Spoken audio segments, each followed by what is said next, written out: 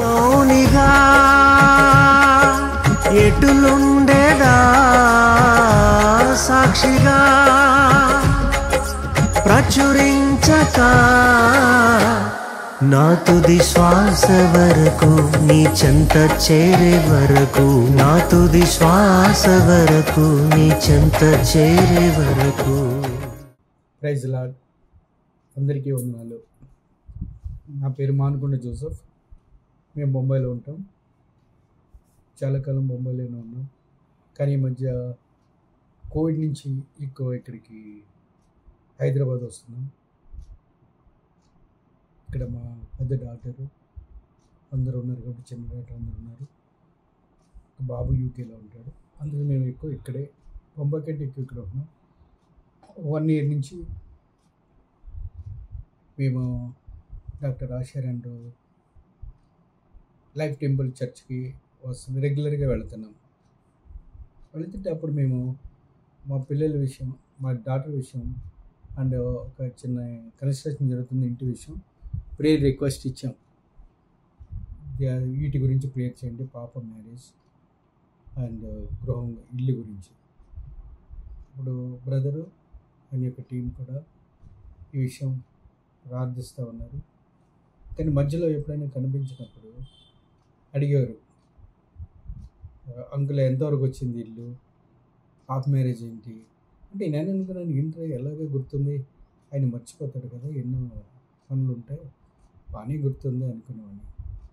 కానీ దేవుని చిత్త ప్రకారం జనవరిలో 1st weekలో హాఫ్ మ్యారేజ్ అయిపోయింది, ఇల్లు కూడా కంప్లీట్ అయింది. అండ్ మా మనోడు గ్రాండ్ సన్కి మాటలు కూడా సరిగ్గా వచ్చాయి కాదు. బ్రదర్కి కూడా ఆ విషయం ప్రేయర్ రిక్వెస్ట్ ఇచ్చారు. పాప ఇస్తే స్పీచ్ ఇప్పుడు చాలా బాగా మాట్లాడుతున్నాడు. అది కూడా మా డాక్టర్ క్లియర్గా వేరే బాబు గురించి అంతా క్లియర్గా చెప్పింది. మా కోడలికి కూడా యూకేలో రీసెంట్గా జాబ్ వచ్చింది, దాని విషయం కూడా ప్రార్థన చేశారు. ప్రతి విషయంలో దేవుడు మమ్మల్ని ఎంతగానో దీవించి ఆశీర్వదించాడు. అన్ని విషయాల్లో బాగున్నాయి. వీరి యొక్క లైఫ్ టెంపుల్, డాక్టర్ ఆశారండ్ ప్రేయరు, టీమ్ ప్రేయరు, అందరూ ఎంతో ప్రేయర్ చేసినందుకు వందనాలు చెప్తూ ఈ చిన్న సాక్ష్యాన్ని దేవుడు దీవించాలని కోరుతున్నాను. ఆమేన్. ఆమేన్.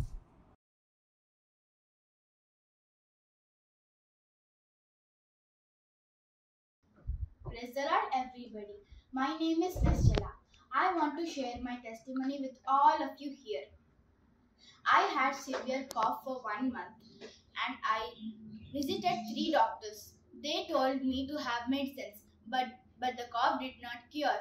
One day I went to ENT doctor and she suggested me to go for tests. And after test results, it showed that I had adenoids 3rd grade infection. The doctor told to go for surgery immediately. And the next Sunday we met Asharanna. He told to not go for the surgery and wait, I will pray for you. After 2-3 days, my cough was completely cured. And I did not cough from that day till today. The motto promise for that month was healing and deliverance, and I have experienced it. I want to thank my Lord and my Savior Jesus Christ for healing me, and Asharanna and prayer team for praying for me. Thank you. Praise the Lord.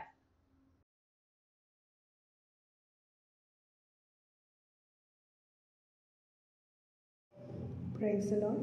నా పేరు కరుణశ్రీ. నేను 2024 మే నెలలో మొదటిసారిగా life టెంపుల్కి వచ్చాను. ఆ రోజు నేను ఒక వర్తకుడు తనకు ఉన్నదంతా చెల్లించి ఒక మంచి ముత్యాన్ని ఏ విధంగా తను చేర్చుకున్నారో, ఏ లోకంలో యేసుక్రీస్తు ప్రభువు కూడా నన్ను వేరుపరిచి చేర్చుకున్న విధానాన్ని దైవజనుల ద్వారా లైఫ్ టెంపుల్లో నేను ఆత్మీయంగా మొట్టమొదటిసారి తెలుసుకున్నాను. నాకు వివాహంలో అనేకమైన భిన్నాభిప్రాయాలు ఉన్నాయి, అనుమానాలు, భయాలు ఉన్నాయి. వీటన్నిటిని కూడా నేను ఆత్మీయంగా తెలుసుకోవడానికి ఈ సంఘం నాకు సహాయపడుతుందని క్రమం తప్పకుండా నేను లైఫ్ టెంపుల్కి రాగలిగాను. అప్పుడు నేను ప్రార్థించినప్పుడు దేవుడు నాకు తెలియజేసిన మాట కీర్తనలు 88:18 వచనము, నా ప్రియులను స్నేహితులను నీవు నాకు దూరంగా ఉంచి ఉన్నావు, చీకటియే నాకు బంధువర్గం ఆయను అనే వచనము ద్వారా విదేశాల్లో ఉన్న నా స్నేహితుని గురించి మాట్లాడుతున్నారని నాకు అర్థమైంది. మరలా నేను దీని గురించి ఇది నిజమే, ఇది కరెక్టా, నేను అనుకుంది కరెక్టా అని అంటే వర్తమానికుల ద్వారా నా ఆషేర్ అన్నగారు గతంలో చెప్పిన వర్తమానాలు కూడా నాకు భవిష్యత్తు టైంలో ప్రస్తుతంలో కూడా అవి నేను కరెక్ట్ వచనం ఏది, కరెక్ట్ వాగ్దానం ఏది, దేవుడు నాకు ఏం చెప్పాలనుకుంటున్నారో నేను తెలుసుకోవడానికి నాకు అవి సహాయపడ్డాయి.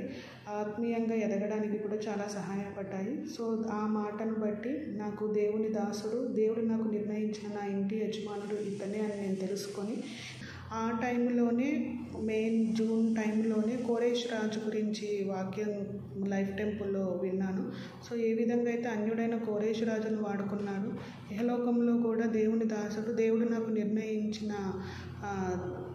యజమానుడు ఎవరైతే ఉన్నారో అతను కూడా అన్యుడు, ఆయన ద్వారా దేవుడు కార్యాన్ని జరిగిస్తాడు, అద్భుత రీతిలో జరిగిస్తారన్న నమ్మకం నాకు ఉంది. వాక్యం కూడా అదే పదే తెలియజేస్తుంది.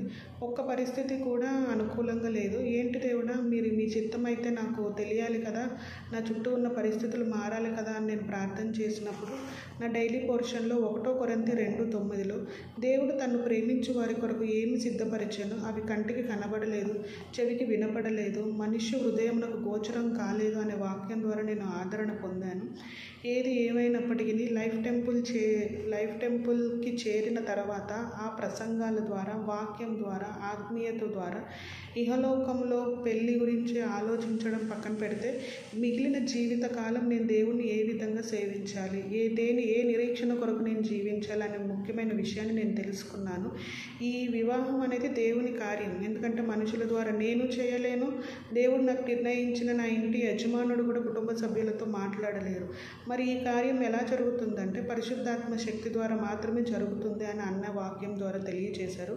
లైఫ్ టెంపుల్ 5వ సంవత్సరం కృపాకాలంలో నా సాక్ష్యాన్ని నిలబెట్టమని నేను దేవుణ్ణి ప్రార్థించినప్పుడు 1600 మంది దెయ్యములు పట్టిన సేన అనే ఒక వ్యక్తి స్వస్థత పొందిన తర్వాత యేసుక్రీస్తు ప్రభువుతోనే ఉంటానంటే దేవుడు లేదు, నీవు నా దేశ నలుమూలలకు వెళ్ళి నీవు పరిచర్య జరగాలి, నీ సాక్ష్యం అక్కడికి వెళ్ళాలి, స్థిరపరచబడాలి అని ఏ విధంగా అయితే దేవుడు చెప్పారో ఆ మాటల ద్వారా నాతో కూడా మాట్లాడి నా జీవితంలో కూడా ఏ కార్యం జరిగినా జరగకపోయినా ఆ ఇహలోకంలో ప్రేమ గురించి ఆశపడద్దు, ఆత్మీయంగానే ఉండాలి అని చెప్పిన రీతిగా నేను అన్నిటిని త్యజించుకోవడానికి దేవుడు వాక్యం ద్వారా నాతో ఎలా మాట్లాడాడో నేను మాటల్లో చెప్పలేను.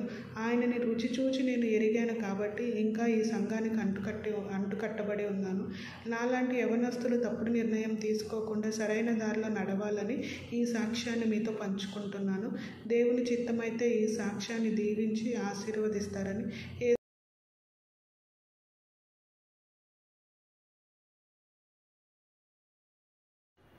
Praise the Lord. Happy 6th anniversary. I am deeply thankful to God for making me part of the celebration and for the privilege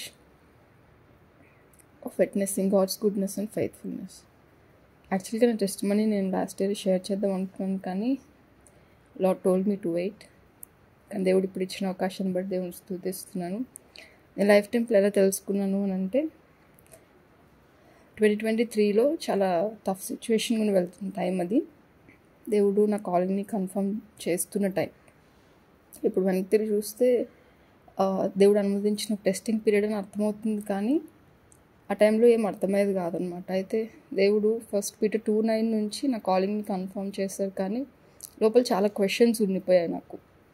ఎక్కడికి వెళ్ళినా, ట్రావెల్ ఎక్కడన్నా ఏం చేస్తున్నా నాకు ఆ క్వశ్చన్స్ లోపల తిరుగుతూ ఉండేవి.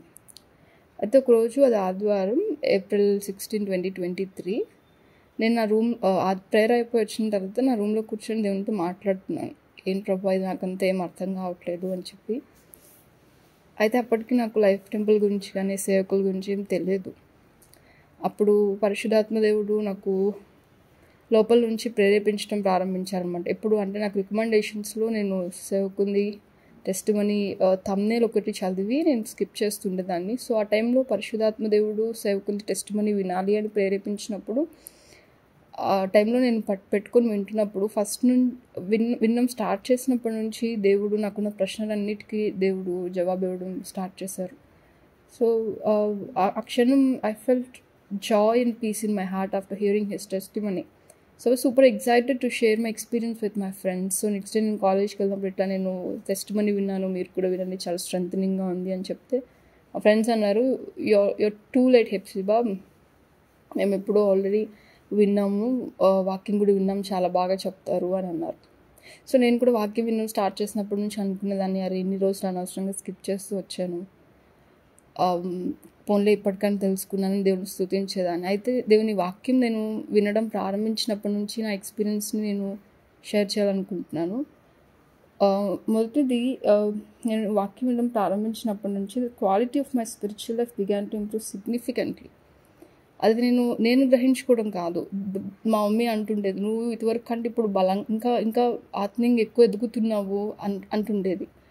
ఇంకా చెప్పాలంటే దేవుని వాక్యము ఎంత బలంగా తాకుతూ ఉండేదంటే నేను పరిశుద్ధాత్మ యొక్క తాకుదలను బలంగా అనుభవించేదాన్ని అనమాట. ఎప్పుడు వాక్యం విన్నా కన్నీటితోనే వాక్యం వినేదాన్ని. ఎప్పుడు వాక్యం విన్నా కూడా వాక్యం అయిపోయేసరికి నేను కన్నీటితోనే మోకరించి దేవుని సన్నిధిలో సమర్పించుకున్న సమర్పణలో కావచ్చు, నేను దేవుని పని చేసే విషయంలో కావచ్చు, తీవ్రత భారము ఎక్కువ నేను గమనించాను. అలానే నేను ఏదైతే పదాలు దేవునితో పెట్టి మాట్లాడుతూ ఉంటానో దేవుడు అదే పదాలు పెట్టి సేవకుని ద్వారా నాతో జవాబిస్తూ ఉంటారనమాట. అది నన్ను ఇంకా దేవునికి దగ్గరగా చేయడం నేను చేసేది.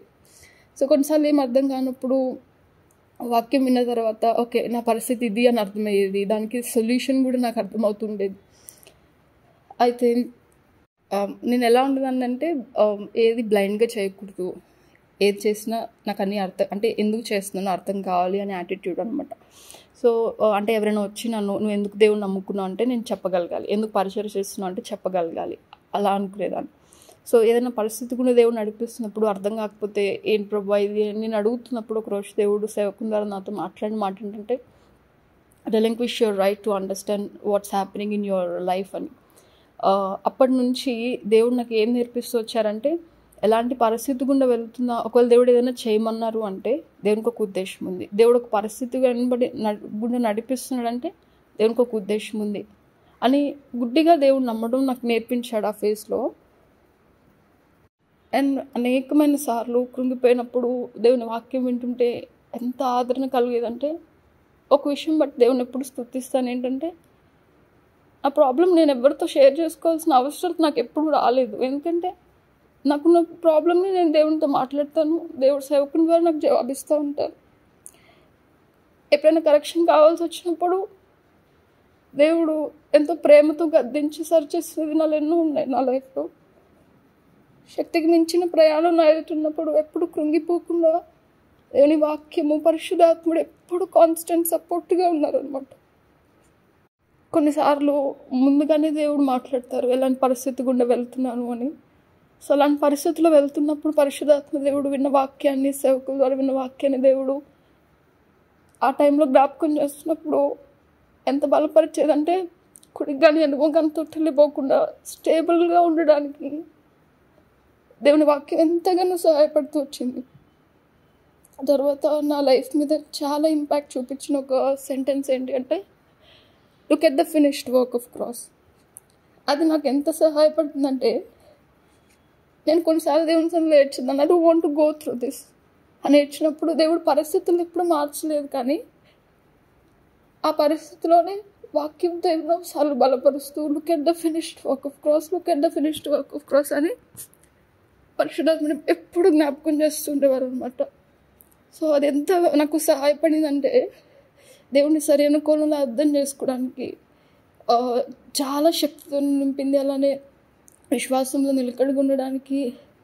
అండ్ ఏదైనా ఇప్పుడు ఎలా అయిపోయిందంటే ఏదైనా సిచ్యువేషన్లో నేను ఉంటే నేను అనుకుంటాను, దేవ నీ ఇష్టం ఎట్లయినా నడిపించు, కానీ నాతో నువ్వు ఉంటావు, నీ వాక్యం నా తోడు అనే స్థితికి దేవుడు నడిపించారు. ఆ మాట నా మీద ట్రెమెండస్ ఇంపాక్ట్ చూపించింది. సో ఫైనల్గా నేను ఒక్కటి చెప్పాలంటే, ఇక్కడ నాకు నా అక్కర దేవుడు తీర్చారు అని చెప్తాను. సో దేవుని ఆత్మ బలంగా పనిచేస్తే కానీ ఇలాంటి కార్యాలు జరగవు. నేను దేవుని ఎప్పుడు స్తుతిస్తాను. లైఫ్ టెంపుల్ నేను తెలుసుకున్నందుకు దేవుని ఎప్పుడు నా లైఫ్ లాంగ్ నేను దేవునికి రుణపడి ఉంటాను. And saying thank you to God and to his servant heartily feels enough. Glory be to God. Amen.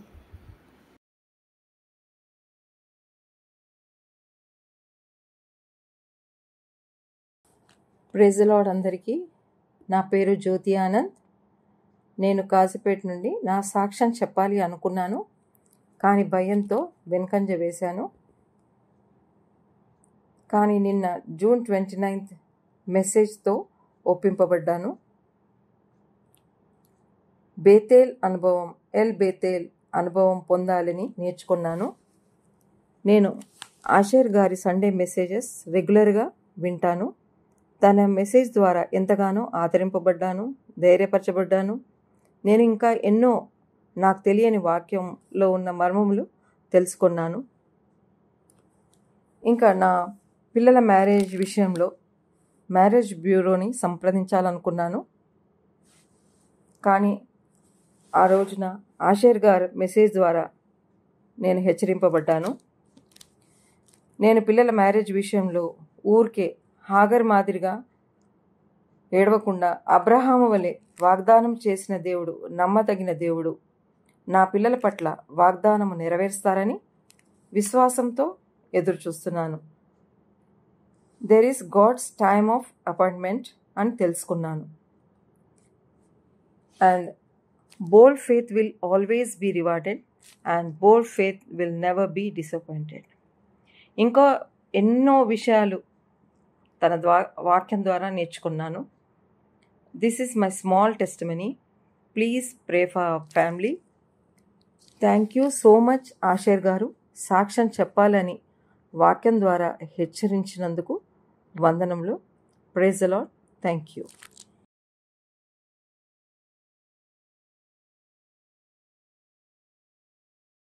Praise the Lord నాయన. నేను ఆనంద కుమారిని. మీ వాక్యం విని ధైర్యం తెచ్చుకుంటున్నాను. మీ ప్రార్థనలో ఏకీభవించి స్వస్థత కలిగింది. మీరు నాకు దొరకటం దేవుడిచ్చిన వరం. ఈ చిన్న సాక్ష్యాన్ని దేవుడు దీవించునుగాక. ఆమేన్.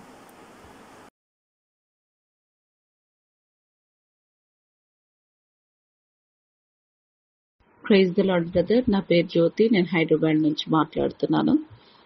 ఈ సమయాన్ని ఇచ్చిన దేవుడికి వందనాలు, బ్రదర్ గారికి వందనాలు. నా సాక్ష్యం ఏంటంటే,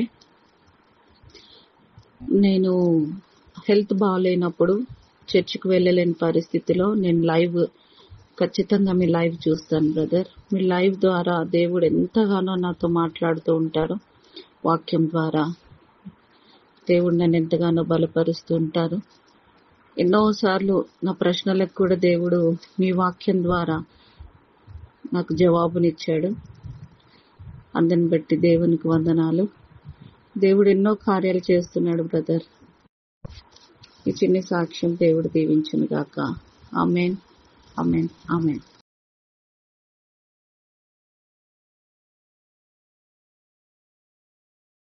దేవునికి స్తోత్రం.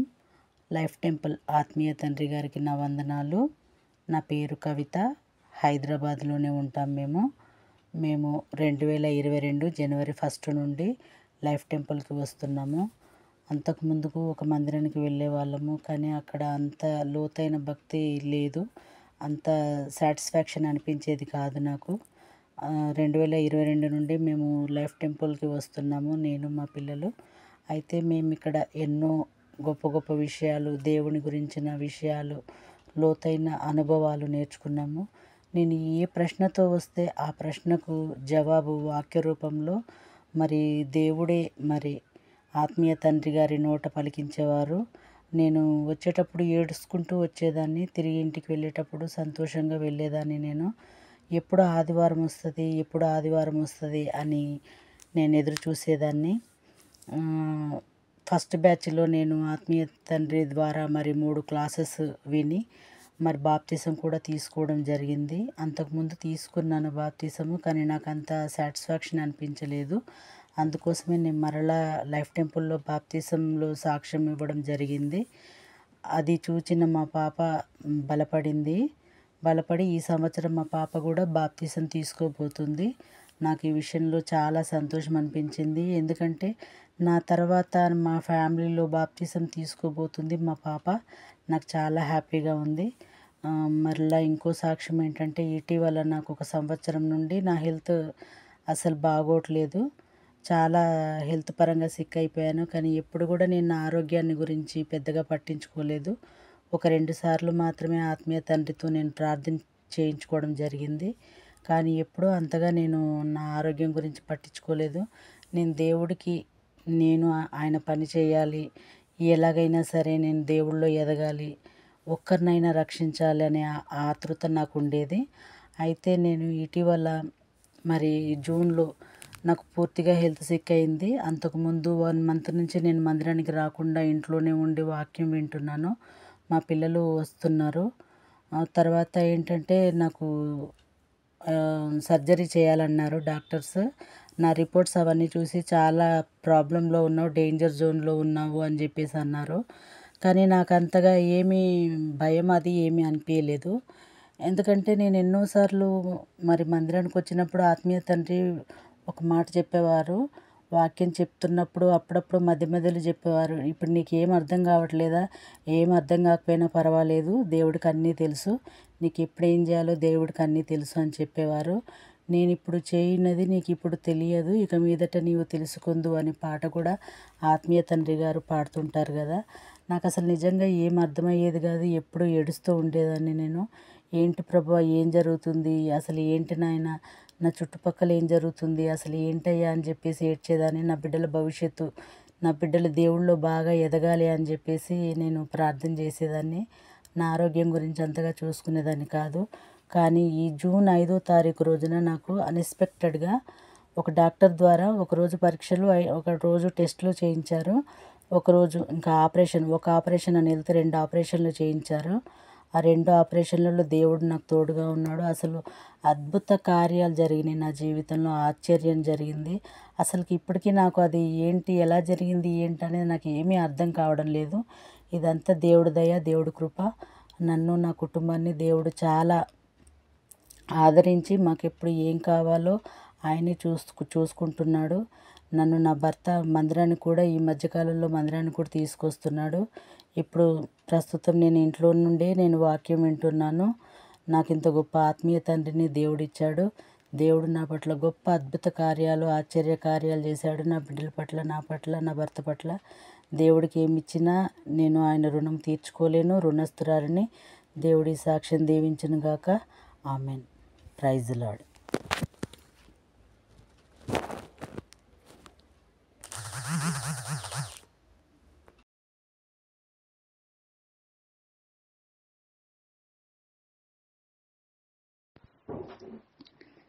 అందరికీ ప్రైజ్ లార్డ్. దేవుని నామాన మీ అందరికీ నా వందనాలు. కీర్తి ఫ్రమ్ విజయవాడ.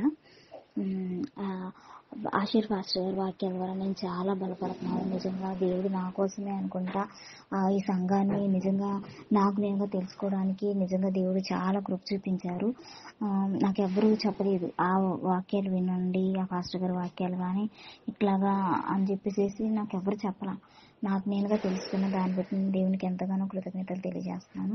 నిజంగా ఈరోజు వాక్యానికి ఈరోజు ఎలాగైతే జరుగుతుందో ఇంట్లో పరిస్థితి కానీ నా పట్ల కానీ ఎలాగా ఉంది ఏంటి అన్నట్లుగా దేవుడు ప్రతిరోజు వాక్యం ద్వారా మాట్లాడతారు.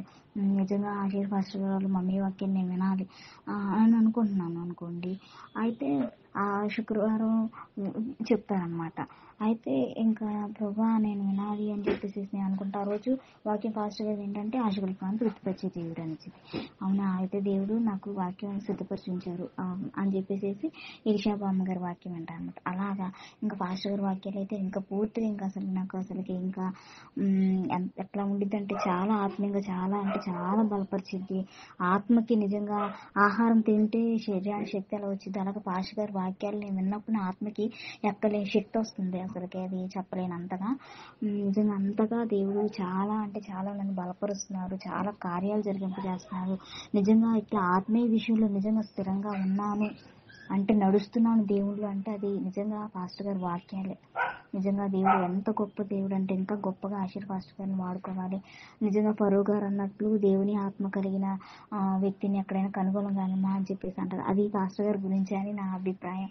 నిజంగా ఒక యోసేఫ్ గారి వలె, ఒక సమూయేల్ గారి ప్రవక్త గారి లాగా, సమూయేల్ గారి ప్రవక్త లాగా దేవుడు ఇట్లా పాస్టర్ గారిని వాడుకుంటున్నారు. ఇంకా అనేక రీతిగా వాడుకోవాలి, అనేక మందిని దేవుని వైపు నడిపించాలని నేను కోరుకుంటున్నాను. నిజంగా పాస్టర్ గారు వాక్యం ఉంటే అసలుకి చాలు అనుకుంటాను. నేను చాలా మంది గెట్ టుగెదర్స్ అని ఇట్లా మీరు మనీ కట్టాలి అని చెప్పేసి, రిజిస్ట్రేషన్ చేయించుకోవాలి అని చెప్పేసి చెప్తారు. నిజంగా వాక్యాలు రిజిస్ట్రేషన్ కట్టడానికి, ఆ వాక్యాలు వినడానికి నిజంగా అది ఆత్మీయంగా బలపడుతుందా? ఒకవేళ వింటే తాత్కాలికంగా దానికి సరిపోద్దేమో, ఆ సమయానికి ఆ రోజుకి కొంచెం తాత్కాలికంగా సంతోషం, ఆనందం, మనశ్శాంతి ఉంటుందేమో నాకైతే తెలియదు. కానీ నిజంగా పాస్టర్ గారి వాక్యాలు ఎప్పుడెప్పుడో చెప్పినవి అయినప్పటికీ కూడా ఆ సమయంలో అది ఎప్పుడుదైనప్పటికి కూడా ఆ సమయంకి తగ్గ వాక్యం పాస్టర్ గారు ఎప్పుడుదైనప్పటికి కూడా అసలుకి ఆ పరిస్థితి తగ్గ వాక్యం కంపల్సరీ దాంట్లో ఖచ్చితంగా దొరుకుతుంది. నేను చెప్తున్నాను, ఎందుకంటే నేను వింటాను. ఎప్పుడో వాక్యం అంటే ఇది ఇప్పుడు కదా జరిగేది, అది ఎప్పుడో జరిగిపోయింది, ఎప్పుడో చెప్పారు కదా, అది ఎప్పుడు 2022లో కదా, అది 24లో కదా, ఇప్పుడేంటి ఇట్లాగా అని చెప్పేసి వింటే నిజంగా అప్పటికి కావాల్సిన వాక్యం, ఇప్పుడు కావాల్సిన వాక్యం అప్పుడు దాంట్లోనే ఉందన్నమాట. నాకు అనిపించింది అసలు ఇట్లాంటి మాటలకి, ఇట్లాంటి వాటికి నిజంగా రిజిస్ట్రేషన్ కట్టి వినాలి. ఎంతో విలువైన, ఎంత చక్కగా ఎలా పెట్టేశారు అసలుకి పాస్టర్ గారు లైవ్ టెంపుల్లో. ఇట్లాగా లైవ్ మెసేజెస్ అని, ఇట్లా షార్ట్ మెసేజెస్, ఇంత విలువైన వాక్యాలు ఎలా పెడుతున్నారు అసలుకి, ఇంత ఈజీగా చూడడానికి అని చెప్పేసి నాకు నిజంగా ఎంత ఆశ్చర్యం వేసిందంటే, ఒక్కొక్క మాటలు చాలా విలువ ఉంది. అది దేవుని మాట. నిజంగా చెప్పాలంటే పాస్టర్ గారి గారిది కూడా కాదు, నిజంగా అది ఆత్మీయంగా దేవుని ఆత్మతో నింపబడి దేవుడు మాట్లాడే మాట, ప్రతి ఒక్క మాట కూడా దేవుడు మాట్లాడేది. నిజంగా నాకు చాలా అంటే చాలా ఆశ్చర్యం వేసింది పాస్టర్ గారి మాటలకు. కానీ పాస్టర్ గారు చెప్పే వాక్యాలు ఆత్మలో ఉజ్జీవాన్ని కలిగి చేస్తాయి. ఇంకా తప్పుకి ఇంకా వెళ్ళడానికి, మాట్లాడడానికి నోరు రాదు. ఒకవేళ మాట్లాడినా, నేను ఏదైనా మాట్లాడంటే పాస్టర్ గారి వాక్యం ఉన్నాను అనుకోండి, సపోజ్ ఇంకా నేను ఏదైనా గబుక్కుని ఏదైనా మాట్లాడితే, నువ్వు అట్లా మాట్లాడు అని చెప్పేసి వాక్యం లోపల నుంచి దేవుడు గర్తిస్తూ ఉంటారు. నువ్వు తప్పు చేసావు, నువ్వు అట్లా ఎందుకు మాట్లాడట్లా, ఒక రోజు గడిచేదాకా ఇంకా అదే తొందరపడ్డా, ఎందుకు అట్లా మాట్లాడామని అట్లా గర్తిస్తుంది అన్నమాట, సరిచేసింది. ఇంకా అట్లా మాట్లాడడానికి ఇంకా లేదు, ఎందుకంటే దేవుడు చెప్పేదే ఉంటుంది కదా, ఇంకా వేరేది మాట్లాడని ప్రభు క్షమించయ్యా అని ఒప్పుకునేదాకా గర్తిస్తానే ఉంటుంది. అంటే ఇది నాకు ఇప్పుడు కలుగుతుంది. అంటే ఏంటి, పాస్టర్ గారి వాక్యం పూర్తిగా నేను వినడం వల్ల దాంట్లో లీనమైపోయాను అనమాట. నిజంగా ఎంత బాగా నడిపిస్తున్నారంటే నిజంగా నేను చాలా ధన్యురాలు. దేవుడిగా గదిలిన ధన్యులు అంటారు కదా, అట్లాగా ధనికరమైన జీవితం దేవుడు నాకు ఇచ్చాడు. ఎందుకంటే ఇది లైఫ్ టెంపుల్లోకి నన్ను ఈ వాక్యాలు వినడానికి కూడా అర్హురాలుగా చేశాడు. మెయిన్ నిజంగా చాలా అంటే చాలా నిజంగా లైఫ్ టెంపుల్లో ఉన్న సభ్యులందరూ కూడా, సంఘస్థులందరూ చాలా ధన్యులని నేను నమ్ముతున్నాను. దేవుడు ఇంకా అనేక విధాలుగా దేవుడు పాస్టర్ గారిని వాడుకోవాలని నేను నమ్ముతున్నాను. అనేక మంది ఇంకా దేవుడు గొప్పగా వాడుకో, నూరంతల ఇసాక్ గారికి ఇచ్చిన నూరంతల ఆశీర్వాదం పాస్టర్ గారికి ఇవ్వాలని నేను కోరుకుంటున్నాను. ఈ సమయం దేవునికి, పాస్టర్ గారికి, అలాగే మీ అందరికి కూడా నా వందనాలు తెలియజేస్తున్నాను. అందరికీ ప్రైజ్. Thank you.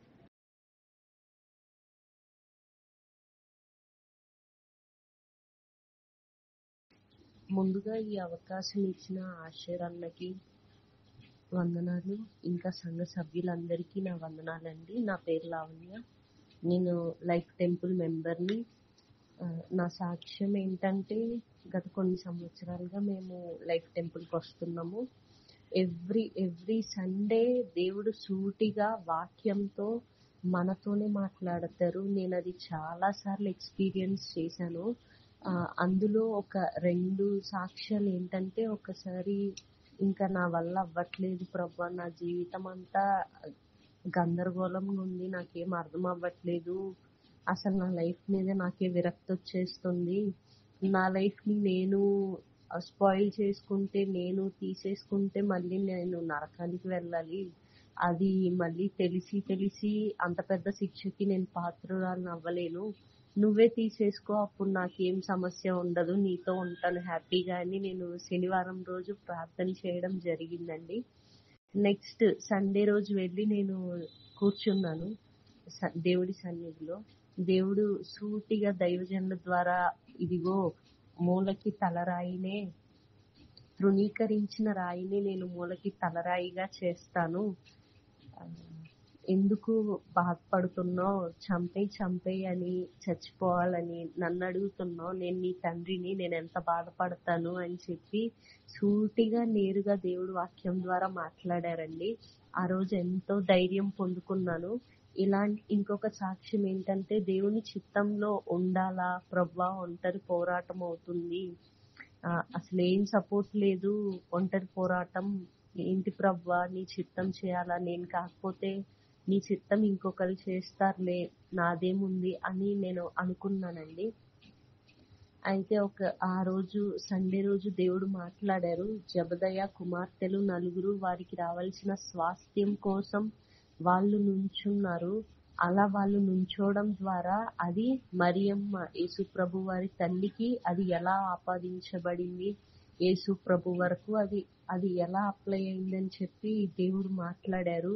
నువ్వు చేసే చిన్నది ఏముందిలే అనుకుంటావు, కానీ దాని ద్వారా దేవుడు గొప్ప కార్యాలు జరిగిస్తారు అని చెప్పి దేవుడు ఆ వాక్యం ద్వారా మాట్లాడడం జరిగిందండి.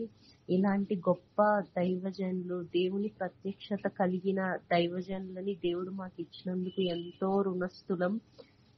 ఇంకా చెప్పాలంటే అన్నయ్య ప్రతి ఒక్కరి కొరకు ఎంతో భారంతో కన్నీటి ప్రార్థన చేస్తారు, సంఘంలో ఉన్న ప్రతి ఒక్కరి కొరకు. నేను ఒక్కసారి అన్నయ్యని మీట్ అవ్వడానికి వెళ్ళినప్పుడు నా పేరు చెప్పి, నీ ప్రార్థన అవసరత ఇది, నీకోసం నేను ప్రార్థన చేస్తున్నాను అని చెప్పినప్పుడు నా గుండె పగిలిపోయిందండి. అరే, మన సొంత వారు మన కోసం కన్నీరు విడిచి ప్రార్థన చేస్తారా లేదో, కానీ అన్నయ్య ఆ మాట చెప్పినప్పుడు ఎంతో బాధ అనిపించింది, కానీ ఎంతో ధైర్యం అనిపించింది. నా పక్షమున ఆత్మీయ తండ్రిగా ఉండి దేవుడితో విజ్ఞాపన చేసే తండ్రి నాకున్నందుకు ఎంతో సంతోషించాను. ఇంకా అన్నయ్య ప్రతి ఒక్కరి కొరకు ఫాస్టింగ్ ప్రేయర్స్ చేస్తారు. ఇలాంటి గొప్ప దైవజనులను మాకు ఇచ్చినందుకు మేము దేవుడికి ఎన్నడూ రుణస్థులమండి. ఇంకా దేవుడు అన్నయ్యని బహుగా ఫలించి, బహుగా దీవించి, బహుగా ఆశీర్వదించి, ఇంకా లక్షల మందికి, కోట్ల మందికి ఆశీర్వాదకరంగా ఉంచాలని కోరుకొనుచు ఈ చిన్ని సాక్ష్యాన్ని ముగిస్తున్నాను. అందరికీ ప్రైజ్ ది లార్డ్ అండి. మౌనిగా ఎటులుండేదా సాక్షిగా ప్రచురించక, నా తుది శ్వాస వరకు నీ చెంత చేరే వరకు, నా తుది శ్వాస వరకు నీ చెంత చేరే వరకు.